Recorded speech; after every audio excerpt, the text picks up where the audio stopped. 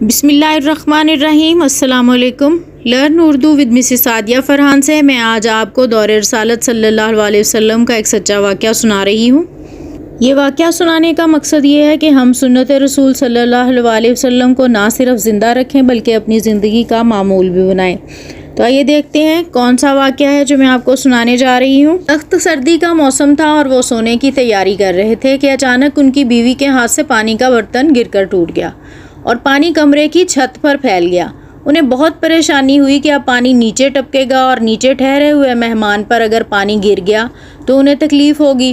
انہوں نے فوراً اپنا لحاف اٹھایا اور اس پانی پر ڈال دیا تاکہ لحاف پانی کو جذب کر لے اور پانی نیچے کمرے میں نہ ٹپکے۔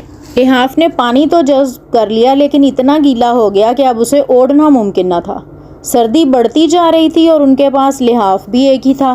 انہوں نے ساری رات جاگ کر اور ٹھٹھر کر گزار دی لیکن انہیں اس بات کی بہت خوشی تھی کہ ان کی وجہ سے مہمان کو کسی قسم کی کوئی تکلیف نہیں ہوئی۔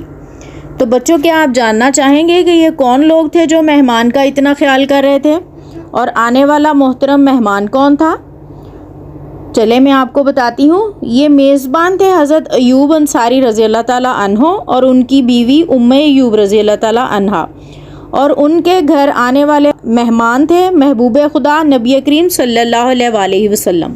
اسی طرح ایک اور واقعہ آپ کو سنانا چاہتی ہوں۔ ایک یہودی نے حضرت علی رضی اللہ تعالیٰ عنہ سے کہا کہ تمہارا اللہ نظر کیوں نہیں آتا؟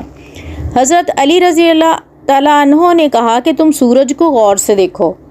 اس نے کہا میں اس کو نہیں دیکھ سکتا۔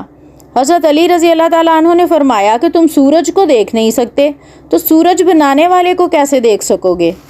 عزیز طلبہ، اگر آپ ایسے ہی اسلامی اور سچے واقعات سننے میں دلچسپی رکھتے ہیں تو میرے چینل کو سبسکرائب ضرور کر دیں اور لائک اور شیئر کرنا بھی نہ بھولیے گا۔ شکریہ۔ اللہ حافظ۔